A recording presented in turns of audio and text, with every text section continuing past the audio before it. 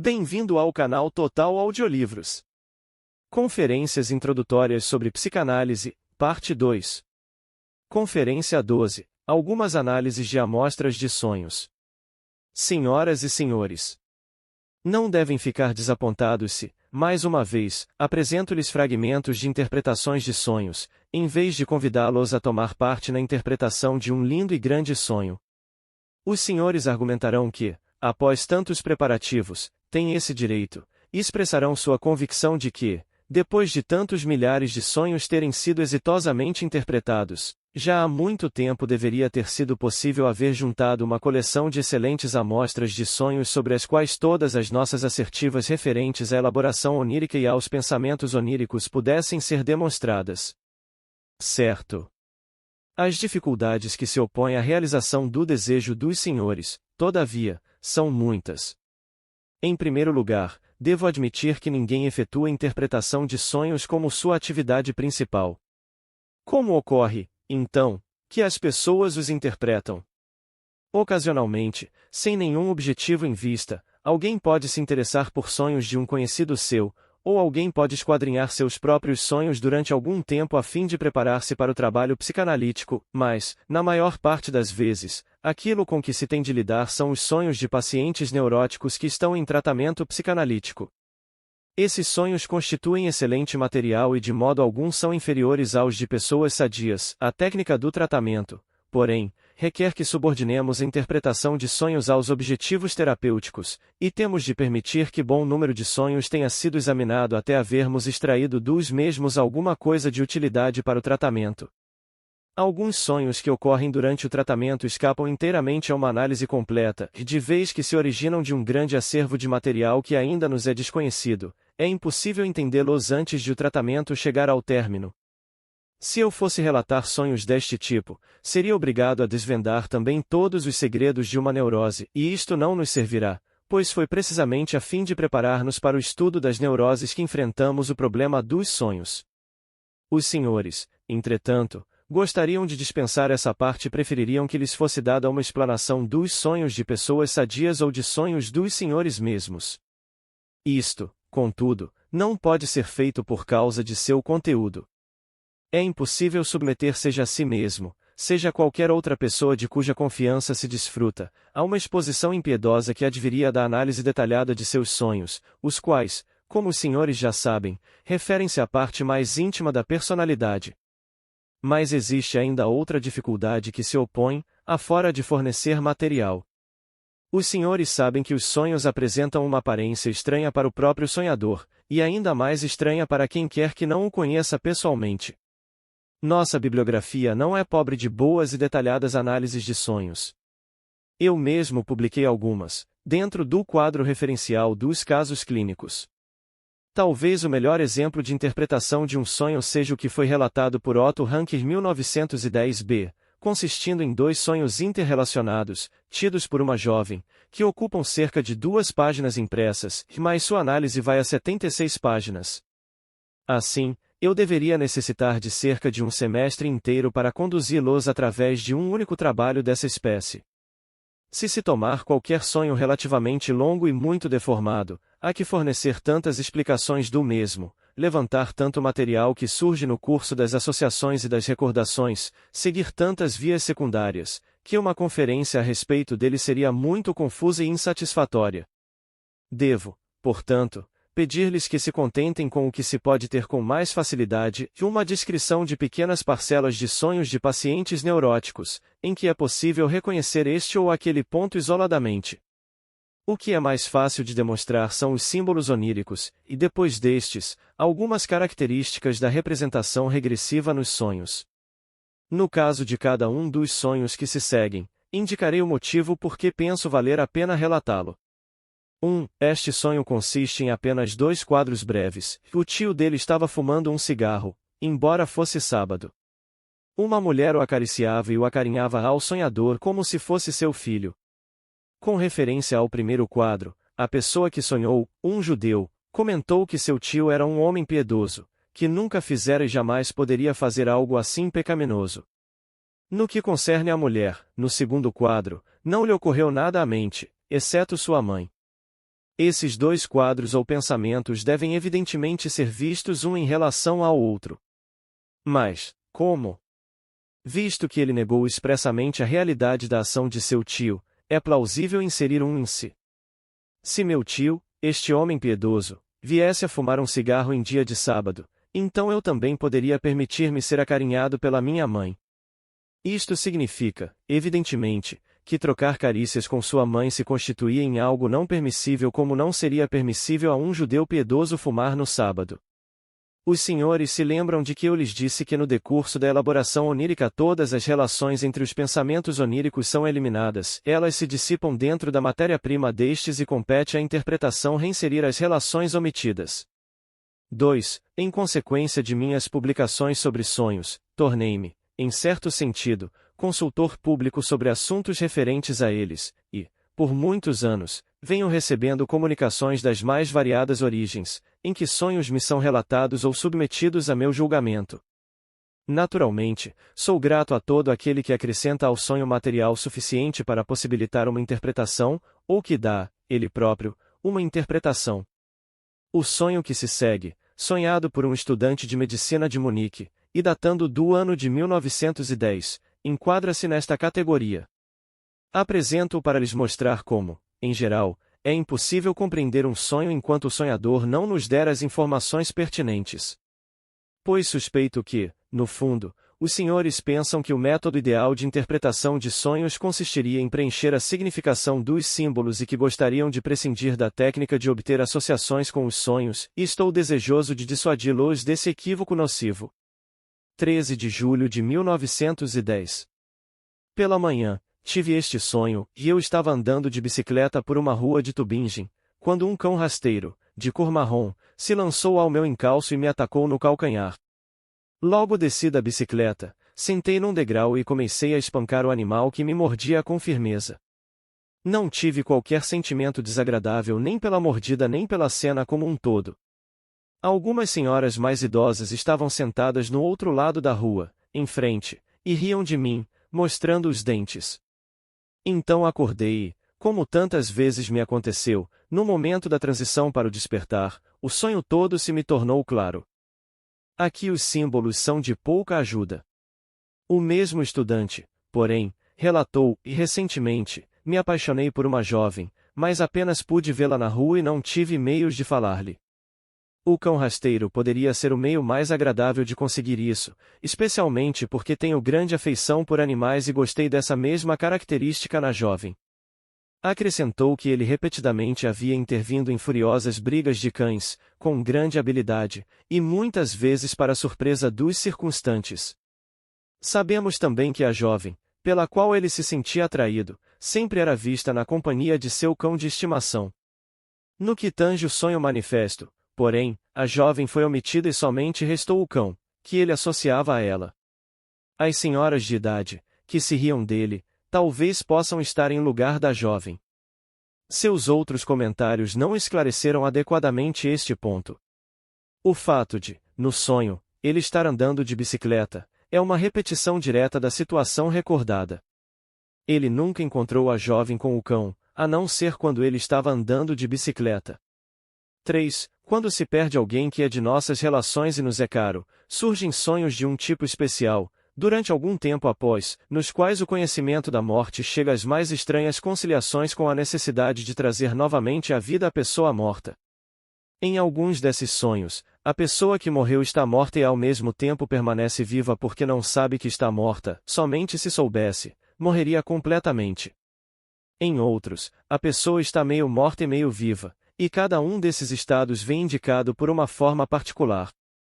Não devemos descrever esses sonhos como simplesmente absurdos, pois ser devolvido novamente à vida não é mais inconcebível nos sonhos do que o é, por exemplo, em contos de fadas, nos quais isso ocorre como fato muito rotineiro. Sempre que pude avaliar tais sonhos, constatei que eles são passíveis de uma solução racional, contudo, o piedoso desejo de fazer retornar à vida a pessoa morta conseguiu operar pelos mais estranhos meios. Apresentar-lhes-ei agora um sonho desse tipo, que parece tão esquisito e absurdo, e, no entanto, sua análise lhes mostrará muitas coisas para as quais nossas explicações teóricas os terão preparado. É o sonho de um homem que havia perdido seu pai, vários anos antes. Seu pai estava morto, mas havia sido exumado e parecia estar mal. Tinha estado vivendo desde então e o homem, no sonho, fazia todo o possível para evitar que o pai percebesse. O sonho continuava com outros assuntos, aparentemente muito diferentes. Seu pai estava morto, sabemos disso. O ter sido exumado não corresponde à realidade, e não havia nada de realidade em tudo o que se seguia. O sonhador, porém, relatou que, após ter voltado dos funerais do pai, um de seus dentes começou a doer. Ele queria tratar o dente segundo o preceito da doutrina judaica: se teu dente incomoda, arranca-o. E ele foi ao dentista. Mas o dentista disse: não se arranca um dente. Deve-se ter paciência com ele. Porei dentro dele algo que o mate, volte em 3 dias e eu o extrairei. Esse é extrair, disse o homem que teve o sonho, é exumar. Será que o homem estava certo do que dizia? Isso apenas se adapta mais ou menos, não completamente, pois não foi extraído o dente, foi extraído apenas algo nele que morrera. No entanto, imprecisões deste tipo podem, com prova em outras experiências, ser atribuídas à elaboração onírica. Sendo assim, o homem que teve este sonho condensara seu pai morto e o dente que havia sido morto, porém conservado, ele os fundiu numa unidade. Não é de causar admiração, portanto, que algo de absurdo emergisse no sonho manifesto, de vez que, afinal, nem tudo o que se disse do dente poderia ajustar-se a seu pai. Onde pode haver, talvez, um tertium comparationis entre o dente e seu pai, para que se tornasse possível a condensação? Entretanto, sem dúvida ele deve ter tido razão, pois prosseguiu dizendo que sabia que sonhar com a queda de um dente significa que se vai perder um membro da família. Essa interpretação popular, como sabemos, é incorreta, ou, pelo menos, correta somente em sentido grosseiro. Todos ficaremos muito surpresos por encontrar, pois, o assunto assim abordado reaparecendo agora em outras partes do conteúdo do sonho. Este sonhador, sem nenhum outro encorajamento, começou a falar na doença e na morte de seu pai, bem como a respeito de suas próprias relações com ele. Seu pai esteve doente durante longo tempo, e os cuidados e o tratamento tinham-lhe custado, ao filho, grande soma de dinheiro. Não obstante, nunca era demais, ele jamais se impacientou, jamais desejou que, afinal, tudo pudesse logo chegar ao fim. Orgulhava-se de sua verdadeira dedicação filial judaica para com o pai, de sua estrita obediência à lei judaica. E aqui nos surpreendemos com uma contradição existente nos pensamentos pertinentes ao sonho. Ele havia identificado o dente com seu pai. Devia proceder com o dente segundo a lei judaica que lhe ordenava arrancá-lo se lhe causasse dor ou incômodo. Desejava também proceder do mesmo modo com seu pai, segundo os preceitos da lei, neste caso, porém, ela lhe ordenava não poupar gastos nem atribulações, assumir todo o encargo sobre si mesmo e não permitir que alguma intenção hostil emergisse contra o objeto que lhe estava causando sofrimento. Será que as duas atitudes não teriam sido conciliadas muito mais convincentemente, se ele tivesse realmente desenvolvido sentimentos para com seu pai doente semelhantes àqueles com relação a seu dente doente, isto é, se tivesse desejado que a morte se antecipasse e pusesse fim à sua existência desnecessária, dolorosa e custosa? Não duvido de que era esta, realmente, sua atitude para com seu pai durante a fatigante doença, e que suas altivas afirmações de amor filial se destinavam a desviá-lo dessas lembranças. Sob essas condições, o desejo de morte contra um pai está pronto a entrar em atividade e esconder-se sob o disfarce dessas reflexões caridosas tais como seria um feliz alívio para ele. Mas, por favor, observem que, nisso, ultrapassamos uma barreira existente nos próprios pensamentos oníricos latentes. Sem dúvida, a primeira parte dos mesmos esteve inconsciente apenas temporariamente, isto é, durante a construção do sonho, seus impulsos hostis contra o pai, contudo, devem ter sido permanentemente inconscientes. Podem ter se originado de cenas de sua infância e, ocasionalmente, emergiram como conscientes, tímida e disfarçadamente, durante a doença do pai. Isto podemos afirmar, com grande certeza, acerca de outros pensamentos latentes que contribuíram inequivocamente para o conteúdo do sonho. Nada, realmente, deve ser descoberto, no sonho, sobre seus impulsos hostis para com seu pai. Se, porém, procurarmos na infância as raízes dessa hostilidade contra um pai, nos recordaremos de que o medo ao pai tem início nos primeiros anos de vida, porque este se opõe às atividades sexuais do menino, exatamente como terá de acontecer mais uma vez, por motivos sociais, após a idade púbere. Essa relação com o pai aplica-se também a esse nosso sonhador. O amor pelo pai incluía uma estranha mescla de reverência e temor, que tinha sua origem no fato de, quando menino, por meio de ameaças, ter sido tolhido em sua atividade sexual. As frases restantes do sonho manifesto podem ser explicadas, agora, em relação ao complexo da masturbação. Ele parecia estar mal e é realmente uma alusão a uma outra observação do dentista no sentido de que parece mal alguém perder um dente nessa parte da boca, mas refere-se, ao mesmo tempo, a um parecer estar mal pelo qual um jovem, na puberdade, revela, ou receia revelar, sua atividade sexual excessiva. Não foi sem alívio para seus próprios sentimentos que, no conteúdo manifesto, este que sonhou deslocou um parecer estar mal em de si mesmo para seu pai, um dos tipos de inversão feitos pela elaboração onírica, que os senhores já conhecem.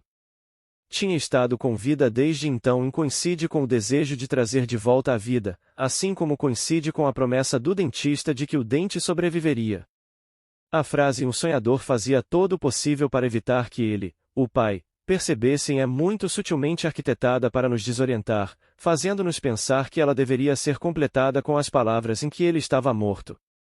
A única completação, entretanto, que faz sentido, provém, uma vez mais, do complexo de masturbação. Em relação a isto, é evidente que o jovem fez tudo quanto pôde para ocultar de seu pai sua vida sexual. E, finalmente, lembrem-se de que sempre devemos interpretar os chamados sonhos com um estímulo dental em como sendo relacionados com masturbação e com o temido castigo correspondente. Agora podem ver como esse sonho incompreensível se efetuou. Fez-se produzindo uma condensação estranha e desorientadora, desprezando todos os pensamentos que estavam no centro do processo de pensamentos latentes e criando substitutos ambíguos para os mais profundos e cronologicamente mais remotos desses pensamentos. 4. Já tentamos, repetidamente, chegar a compreender os sonhos triviais e comuns, que nada têm de absurdo ou estranho em sua aparência, mas nos fazem perguntar por que alguém iria sonhar com matéria tão indiferente assim. Por isso lhes ofereço outro exemplo deste tipo: 3 sonhos em interconexão, tidos por uma jovem senhora em uma só noite. Ela estava caminhando pelo salão de sua casa e bateu com a cabeça num lustre que pendia a baixa altura, e começou a sangrar. Nenhuma reminiscência, nada que lhe houvesse realmente acontecido.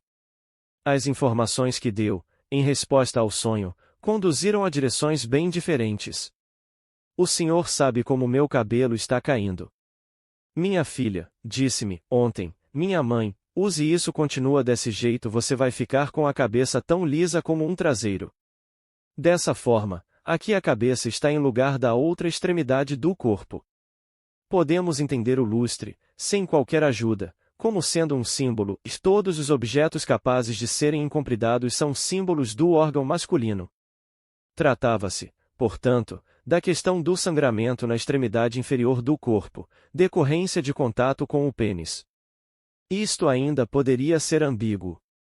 Suas posteriores associações mostraram que estava em questão algo referente à crença de que o sangramento menstrual se origina da relação sexual com um homem, um fragmento de teoria sexual que conta com muitas crentes fiéis entre jovens imaturas. Ela via, no parreiral, um buraco fundo que ela sabia ter sido causado pelo arrancamento de uma árvore. Acrescentou um comentário de que a árvore estava faltando.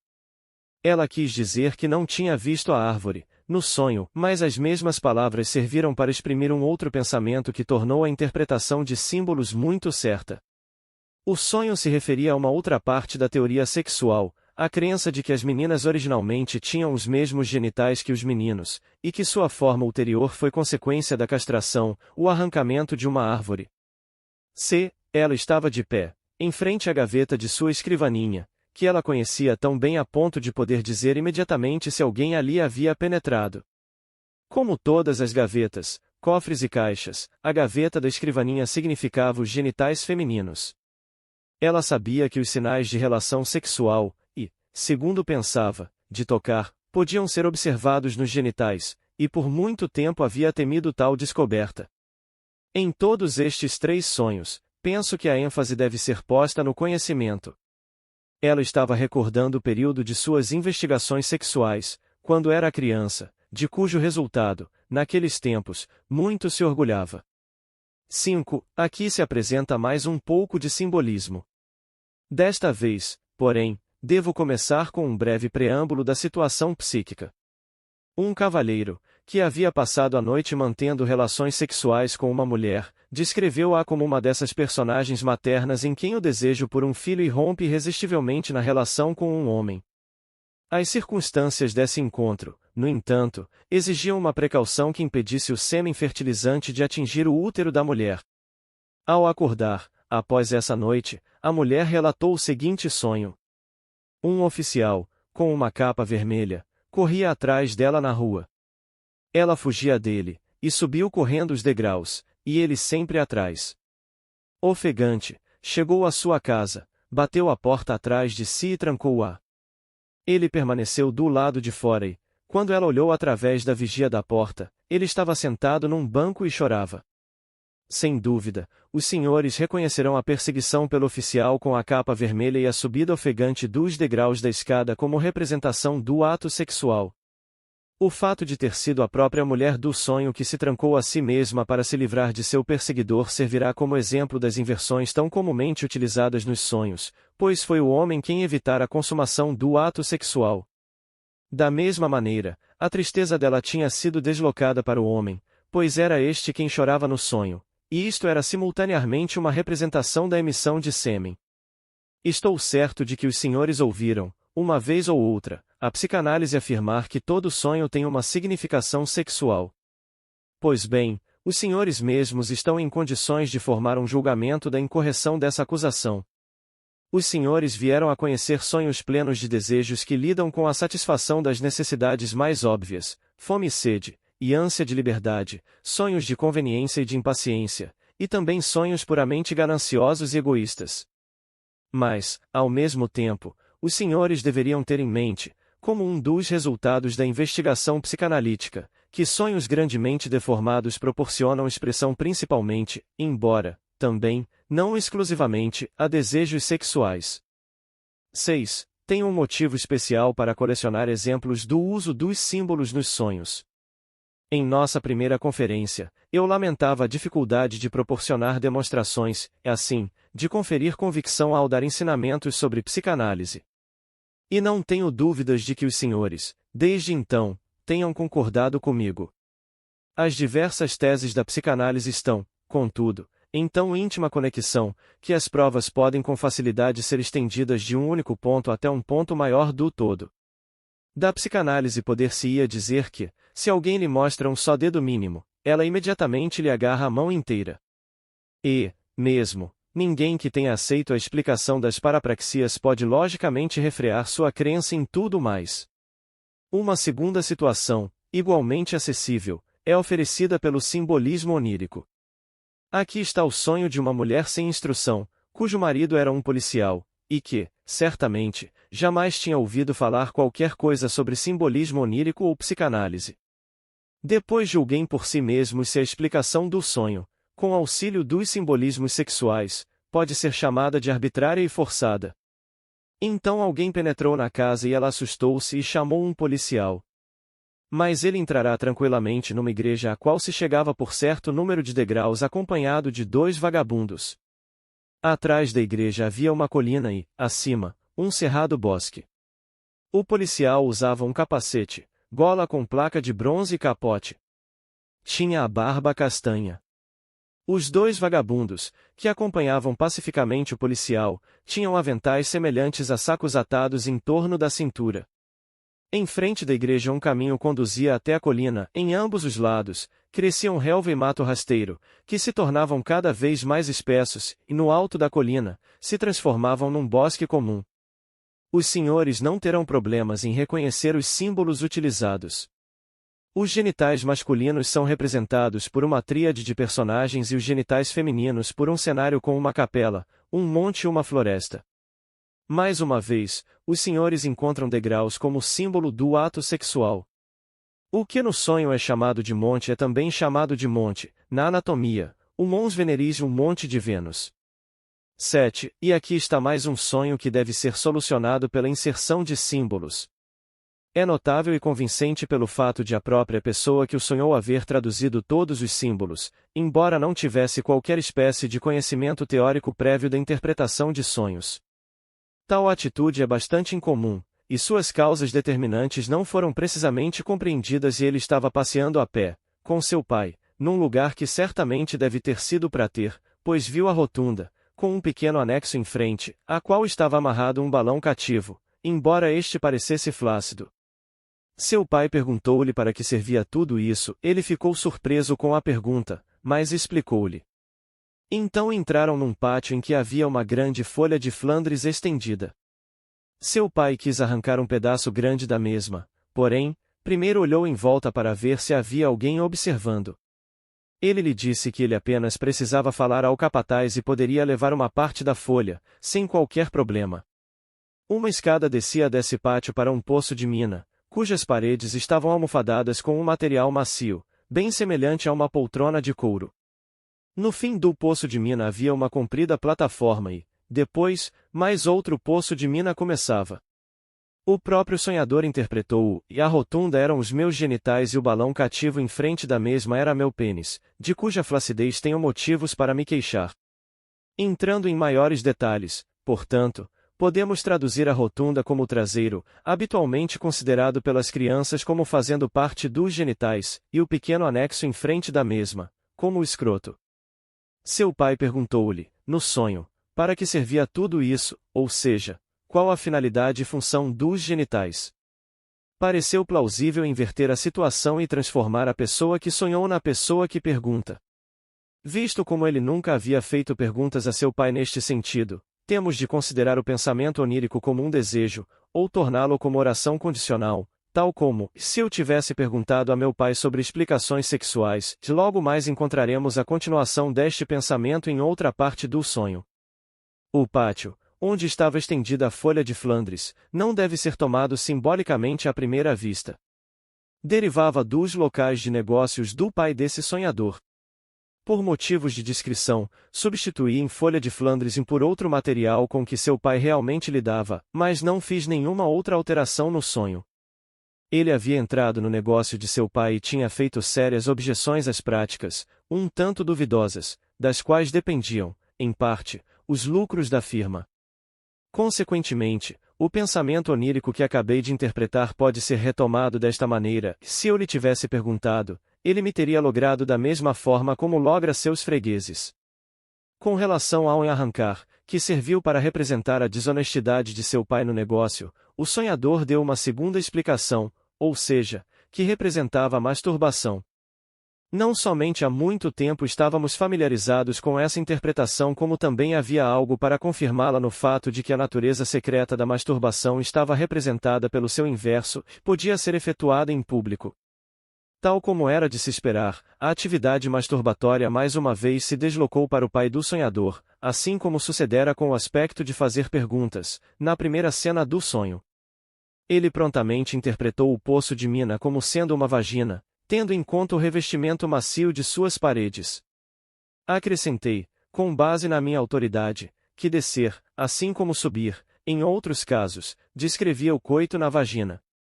O próprio personagem desta história deu uma explicação biográfica dos demais detalhes, de o primeiro poço de mina ser seguido de uma plataforma comprida e de mais outro poço de mina. Ele vinha mantendo relações sexuais, durante certo tempo, mas depois abandonou-as por causa de inibições, e agora esperava conseguir reencetá-las com o auxílio do tratamento. 8. Os dois sonhos seguintes foram sonhados por um estrangeiro, que vivia numa situação altamente polígama. Reproduzo-os para os senhores como prova de minha afirmação de que o próprio ego de quem o sonhou aparece em cada um de seus sonhos, ainda que escondido no conteúdo manifesto. As malas, nestes sonhos, eram símbolos de mulheres, e ele estava iniciando uma viagem, sua bagagem era levada à estação numa carruagem, numerosas malas empilhadas, e entre elas, duas malas pretas, semelhantes a malas de amostras. Ele disse a alguém, em tom de consolo, e bem, elas só vão comigo até a estação. Ele realmente viajava com grande quantidade de bagagem, mas também trazia consigo para o tratamento muitíssimas histórias referentes a mulheres. As duas malas pretas correspondiam a duas mulheres negras que nessa época estavam desempenhando o principal papel na sua vida. Uma delas quis acompanhá-lo a Viena e, por orientação minha, ele havia telegrafado para ela não vir. B. Uma cena que se passa na alfândega. Um outro viajante abriu seu baú e, fumando indiferentemente um cigarro, disse: "Não há nada aí dentro." O funcionário aduaneiro pareceu acreditar nele, mas voltou a apalpar o interior do baú e encontrou algo muito especialmente proibido. O viajante disse, com voz resignada: "O que é que esse vai fazer?" Ele próprio era o viajante e eu era o funcionário da alfândega. Via de regra, ele era muito franco em admitir determinadas coisas, mas tensionava, comigo, manter silêncio a respeito de uma ligação recente que havia iniciado com uma senhora porque, com razão, supunha que ela não me fosse desconhecida. Ele deslocou para um estranho a desagradável situação de ser descoberto, de modo que ele próprio parecia não surgir no sonho. 9. Aqui está um exemplo de um símbolo que ainda não mencionei. Ele encontrou sua irmã em companhia de duas amigas que eram, também elas, irmãs. Cumprimentou com um aperto de mão a ambas, mas não a sua irmã. Nenhuma conexão com alguma ocorrência real seus pensamentos, porém, o levaram de volta, isto sim, a um período no qual suas observações fizeram-no refletir quão tardiamente se desenvolviam os seios das meninas. Assim, as duas irmãs eram seios, ele teria desejado agarrá-los com sua mão, desde que não se tratasse de sua irmã. 10. E agora, um exemplo de simbolismo da morte num sonho. Ele estava caminhando com duas pessoas, cujos nomes sabia mas esquecera ao acordar, por uma ponte de ferro muito alta e íngreme. De repente, elas desapareceram e ele viu um homem parecido com um fantasma, envolto numa capa e numa roupagem de linho. Perguntou-lhe se ele era o mensageiro do telégrafo. Não. Era ele o cocheiro? Não. Então continuou andando. Enquanto ainda estava sonhando, sentia uma aguda ansiedade e, após haver acordado, continuou o sonho com uma fantasia de que a ponte de ferro se rompia de repente e ele caía no espaço. Pessoas de quem se insiste em dizer que são desconhecidas, ou cujos nomes não são lembrados, são, na sua maioria, pessoas próximas. Este sonhador tinha um irmão e uma irmã, e se ele desejasse que estes dois estivessem mortos, não seria mais que justo que, em troca, ele devesse ser vítima do medo da morte. Sobre o mensageiro do telégrafo, comentou que uma pessoa assim sempre traz mais notícias. Pelo seu uniforme poderia igualmente ter sido o acendedor de lampião, entretanto ele também os apaga, da mesma forma como o espírito da morte apaga a chama da vida. O cocheiro fê-lo pensar no poema de Ulan sobre a viagem do rei Carlos, e fê-lo recordar-se de uma perigosa viagem por mar, com dois companheiros, durante a qual ele tinha feito a parte do rei no poema. A ponte de ferro levou-o a pensar num recente desastre e no tolo ditado, a vida é uma ponte pêncil. 11. O sonho seguinte pode contar-se como mais uma entre as representações da morte e um cavalheiro desconhecido entregou-lhe um cartão de visita estarjado de negro. 12. Os senhores estarão interessados no seguinte sonho, por diversos motivos, embora um estado neurótico na pessoa que o sonhou tenha sido uma de suas precondições, que ele estava viajando de trem. O trem fez uma parada em campo aberto. Pensou que estava por suceder um desastre e que devia tratar de fugir. Percorreu todos os carros do trem e matou a todos que encontrou, o guarda, o maquinista, e assim por diante. Com relação a isto, ele pensou em uma história que lhe contará um amigo. Um louco estava sendo conduzido em um vagão de trem, na Itália, contudo, por descuido, deixou-se que um viajante ficasse com ele no mesmo compartimento. O louco matou o viajante.